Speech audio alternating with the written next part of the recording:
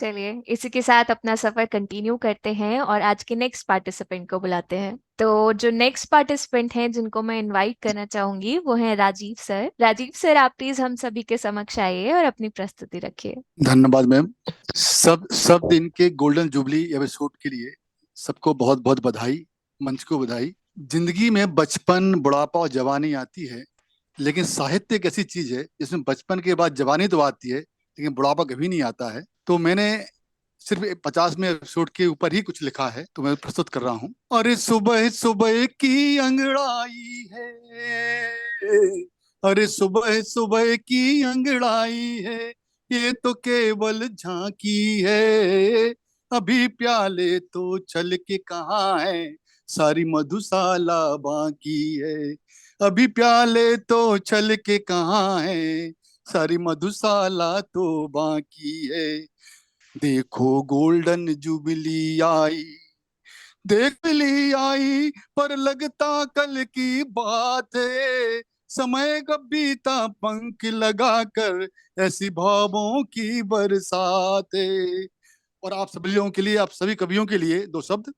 चांद तारे चमके नभ मंडल पर, शोभित सिंगारित रातें, साहित्य सागर की गगरी छलकी, कवियों की बारातें, सुरभित होती सुरमई संध्या, ओ सुरभित होती सुरमई संध्या, संध्या हम जितना कहें ना काफी है, अभी प्याले तो छल के कहाँ है, सारी मधुशाला बाकी है। कुछ बनकर दीपक जले यहाँ, कुछ बनकर दीपक जले यहाँ, कुछ चांद तारों से झलक गए, कुछ गीत बहे, कुछ भाव बहे, कुछ शब्दों के बादल चलक गए। कुछ शायर भी हैं, ओ कुछ शायर भी हैं जो करके शायरी गहरी बातें कह जाते, कुछ दर्द लिए मुस्कान बिखेरे, कुछ आंसू कमीने बह जाते। कुछ शायर हैं जो करके शायरी गहरी बातें कह जाते, कुछ दर्द लिए मुस्कान बिखेरे, कुछ आंसू कमीने बह जाते। कुछ साहित्य की गगरी अजब है, जितनी उलीचो भरती है, जो जो डूबो शाम के रंग में, त्यों त्यों करती है। यहाँ सब सुने सभी सुनाते, दिल में रहता ना कुछ बाकी है, अभी प्याले तो छल के कहाँ है, सारी मधुशाला बाकी है। और अभी न जाने कितने बादल आएंगे बरसेंगे धीरे धीरे, कुछ राधा है कुछ कृष्ण यहाँ, जो रास रचाए यमुना तीरे। शुभ कामनाएं लेकर आए हम, शुभ कामनाएं लेकर आए हम, सबको बहुत बधाई हो, एक दिन छूना आकाश में, चाहे जितनी ऊंचाई हो, एक दिन छूना समय। ओ अन और उन लोगों के लिए जिन्होंने मंच सजाया और पर्दे के पीछे रहते हैं, उनके लिए दो शब्द हैं। ओ अनजाने अनदेखे चेहरों, ओ अनजाने अनदेखे चेहरों, जिन्होंने सजाया मंच बहुत, हमको बिठाने साहित्य छाओं में, खुद को जलाया धूप बहुत, हमको बिठाने साहित्य छाओं में, खुद को जलाया धूप बहुत।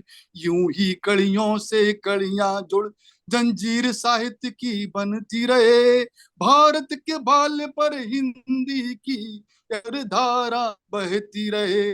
हम बांध रहे धागों को, हम सब बांध रहे धागों को, सज रही हमारी राखी है, अभी प्याले तो जहाँ है, सारी मधुशाला बाकी है। अरे सुबह सुबह की अंगड़ाई है ये, अरे सुबह सुबह की अंगड़ाई है, सारा दिन तो अभी बाकी है, अभी प्याले तो छल के कहाँ है, सारी मधुशाला बाकी है, सारी मधुशाला बाकी है। धन्यवाद।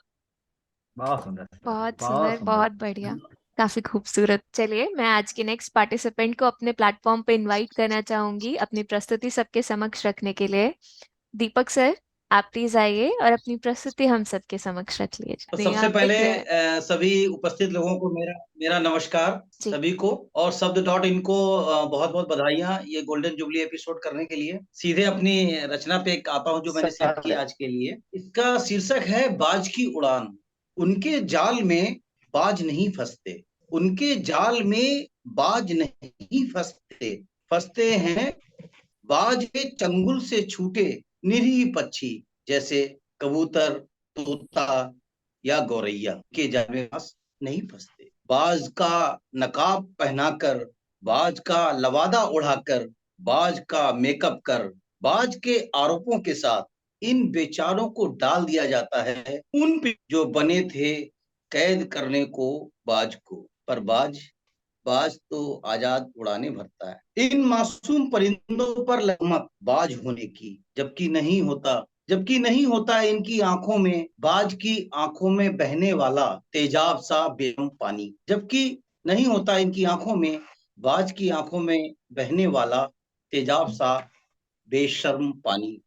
फिर भी उन तेजाबी अपराधों के लिए इन्हें पिंजड़ों में डाला जाता है। बाज और ऊंची उड़ानें भरता है, बाज ऊंची उड़ानें। पटकथा और मंच सस्ते ही इन्हें बाज होने का अभ्यास है। पटकथा और मंच सस्ते ही इन्हें बाज होने का अभ्यास कराया जाता है। बाज संवाद रटाया जाता है। ये रटते हैं, नहीं पिटते हैं। और दिनों दिन आसमान में ये घटते हैं, बाज पढ़ते हैं। और दिनों दिन आसमान में ये घटते हैं, बाज बढ़ते हैं। बाज अब बिना पंख हिलाए लंबी उड़ानें भरता है। बाज अब बिना पंख हिलाए लंबी उड़ानें भरता है। पर कभी कभी, देखिए क्रांतियां भी होती हैं, पर कभी कभी धुल जाता है इन पर से बाज का मेकअप। पर तब बाज के इल्जामों के साए से निकल आते हैं ये निर्दोष, शुष्क, डरी हुई सहमी आंखों के साथ।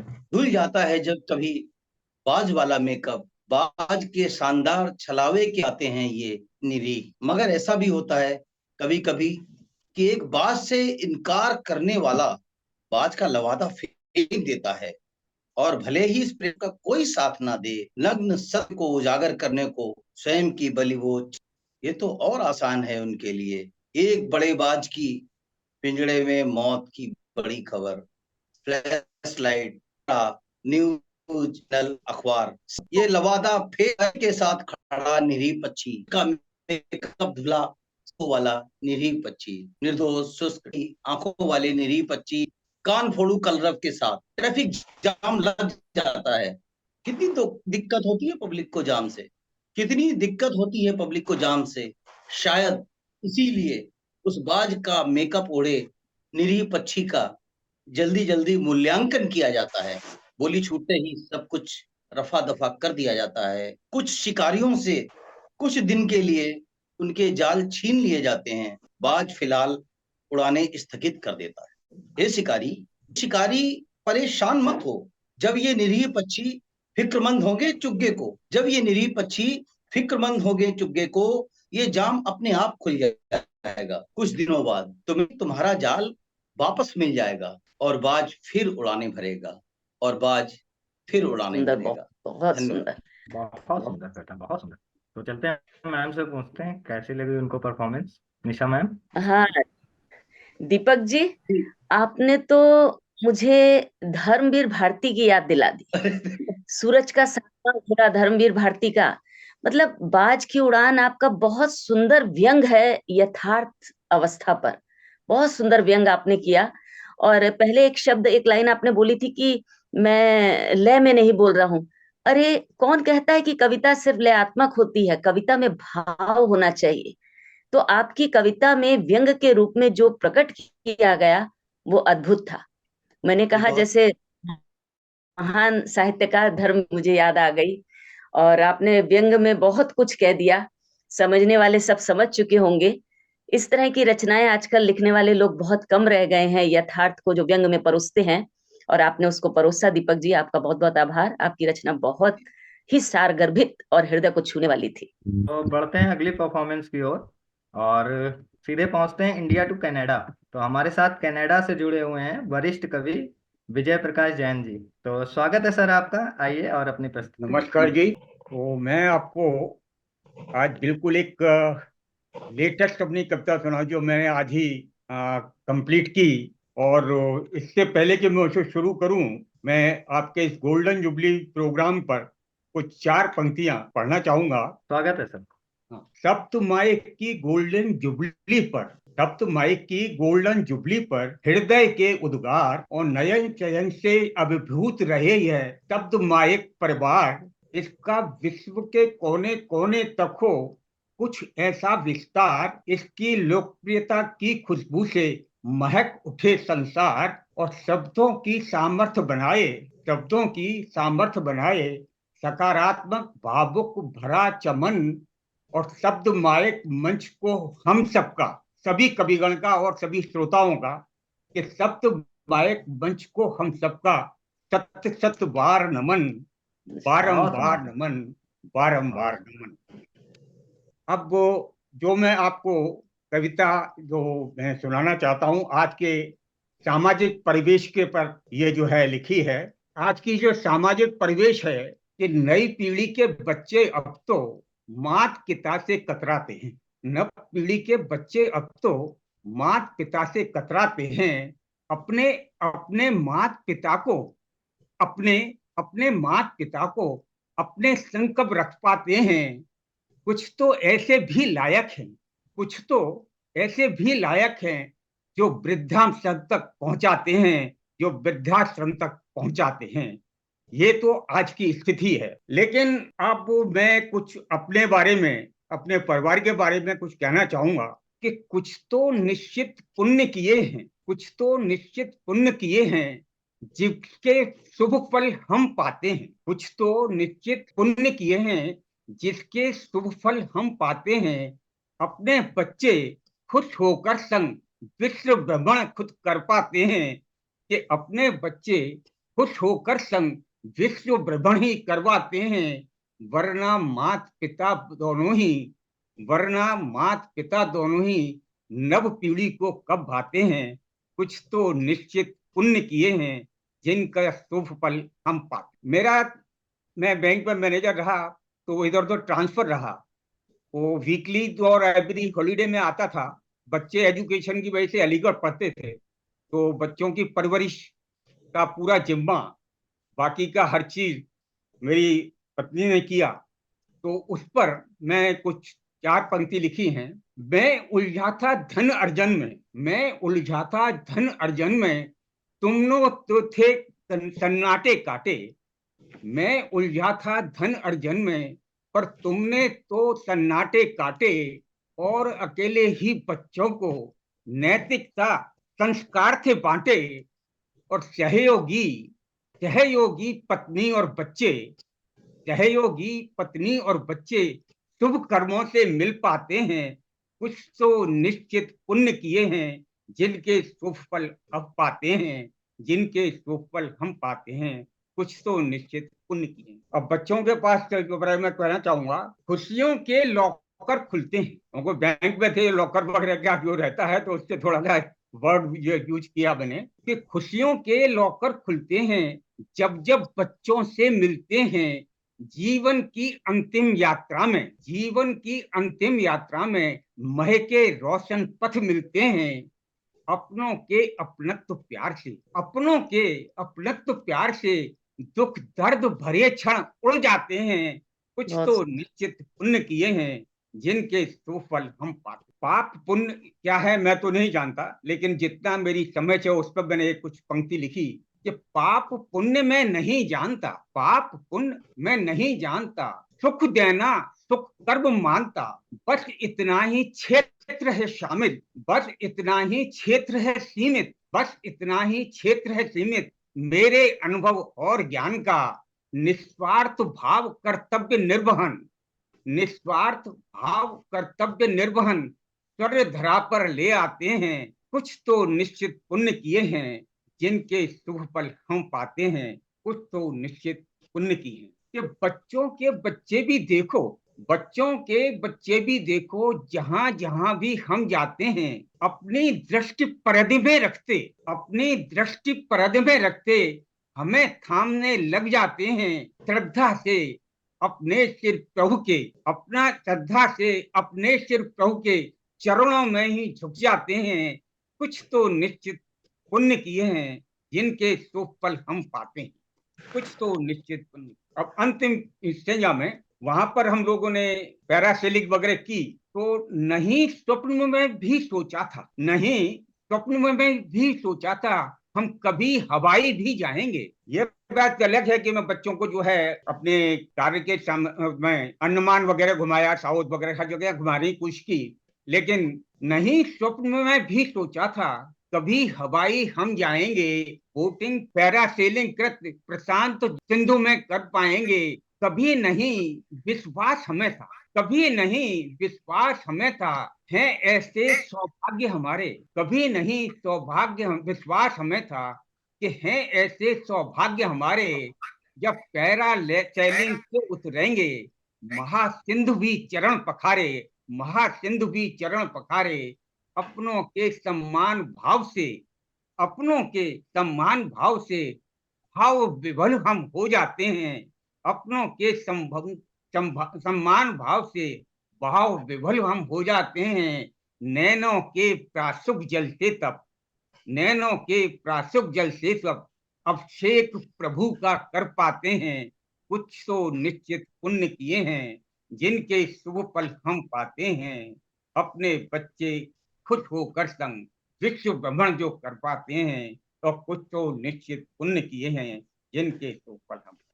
धन्यवाद। विजय सर, आपकी प्रस्तुति हमेशा इस तरीके की होती है कि काफी कुछ सीखने को मिलता है। आप हर एक जनरेशन को अपनी पोइट्रीज में, अपने रचनाओं में इंक्लूड करते हैं, और हर एक जनरेशन पे एक टिप्पणी होती है आपकी, चाहे वो अच्छी नहीं हो चाहे बुरी हो, सबको समेट के एक साथ आप अपनी प्रस्तुति में रखते हैं। बहुत अच्छा प्रेजेंटेशन है आपका। नहीं नहीं, ऐसा कुछ नहीं है, बस अपने मन के भावों को लिखने के लिए वो है, और आपका मंच मिल गया जी जो जी। मैं अपनी बातें आप लोगों के सामने रख देता हूँ। मैं एक बात हमेशा आप सब लोगों से कहती हूँ, ये मंच हम लोग का नहीं है, ये मंच हम सब का है, क्योंकि अगर हम ना होते तो ये परफॉर्मेंस नहीं हो पाती, और अगर आप लोग नहीं होते तो हम इस हम इस मंच का करते क्या, अगर आप लोग नहीं होते तो नहीं नहीं, ये आपकी सब बात जो हम लोग बिल्कुल का सही है। प्लेटफॉर्म है वो हम सबका है। सब एक दूसरे के बिना हम चल नहीं सकते। एक बैलेंस लाइफ क्रिएट करते हैं हम लोग एक दूसरे के लिए। चलते हैं नवाबों की नगरी लखनऊ, और लखनऊ में हमारी रत्ना मैम जुड़ी हुई हैं हमसे। रत्ना मैम, स्वागत है आपका, आइए एंड प्रस्तुति रखिए। बहुत बहुत धन्यवाद। पहले तो मैंने एक छोटी सी पोएम लिखी थी कि आज शब्द माइक का गोल्डन जुबली है, तो एक एहसास, जो एक फीलिंग थी, वो मैं शेयर करना चाहती हूँ। पहचान तुमसे जो मिली हमको, पहचान तुमसे जो मिली हमको, न जाने कहाँ से एक नया एहसास आ गया। छुपी खोई दबी सी रह जाती थी ये अनकही सी बातें, छुपी खोई दबी सी रह जाती थी ये अनकही सी बातें। न जाने कब कुछ कहने का हौसला सा आ गया। कुछ दोस्त मिले जिनको मेरा एहसास कुछ अपना सा लगा, कुछ दोस्त मिले जिनको ये एहसास मेरा कुछ अपना सा लगा। न जाने कहाँ से एक नई जिंदगी जीने का अंदाज आने लगा। ये लिखा था मैंने आज बहुत के सुंदर। 50th माइक के लिए। बहुत अच्छा। और जो मैं एक पोएम अब पढ़ना चाह रही हूँ, वो जितना खुद को हमसे दूर ले जाता है कहीं, वो जितना खुद को हमसे दूर ले जाता है कहीं, लौट आता है कुछ लम्हों में ऐसे कि कहीं गया ही नहीं था। लौट आता है कुछ लम्हों में ऐसे कि कहीं गया ही नहीं। आवारगी से मजबूर है मगर, आवारगी से मजबूर है मगर खुद को आवारा कहता नहीं। जी रहा है ऐसे कि कदम कहाँ को है उठे कुछ पता नहीं। जी रहा है ऐसे कि कदम कहाँ को है उठे कुछ पता नहीं। मुस्कुराहट भी बदल गई है अब उसकी, मुस्कुराहट भी बदल गई है अब उसकी। उसमें वो बात अब नहीं, उसमें वो बात अब नहीं। कुछ खो गया है उसका, कुछ खो गया है उसका, क्या उसको इसका इल्म ही नहीं। कुछ खो गया है उसका, क्या उसको इसका इल्म ही नहीं? खत्म कर रहा है धीरे धीरे खुद को, खत्म कर रहा है धीरे धीरे खुद को, जबकि जानता है वो, जबकि जानता है वो, धड़क रहा है जो सीने में उसके, वो दिल उसका ही नहीं, वो दिल उसका ही नहीं। धन्यवाद। बहुत सुंदर, बहुत बहुत बहुत बहुत खूब। शानदार, जबरदस्त, जिंदाबाद। बढ़िया। Thank you. बहुत गहरी पंक्तियां थी, बहुत अच्छे भाव थे आपके। तो बहुत प्रस्तुति भी अच्छी थी आपकी पंक्तियों के साथ ही मैं 4 पंक्तियां अपनी भी जोड़कर कहना चाहूंगी। अपनी मर्जी से कहाँ हम हैं सफर में, अपनी मर्जी से कहाँ हम हैं सफर में, उसकी मर्जी से चलते हर डगर में, उसकी मर्जी से आगे बढ़ते चलो, हर डगर को बाहों में भरते चलो, हर डगर को बाहों में भरते चलो। बहुत सो अच्छा, हमारी तो मर्जी कुछ है नहीं। आपने बहुत सुंदर गजल के कुछ शेर पढ़े और मैं चाहूंगी आपकी कोशिश ऐसी करती रहें और आप अपने आप को बिल्कुल भी मत सोचिए, आप बहुत अच्छा लिखती हैं और लिखते रहिए। शब्द दिन पर अपने माइक पर, शब्द माइक पर आते रहिए, शब्द दिन पर प्रकाशित करवाते रहिए। रत्ना मैम, बहुत अच्छी लगती है मुझे हमेशा आपकी रचना, और आज भी आपने बहुत अच्छी रचना रखी। Thank you Nitya ji, thank you so much.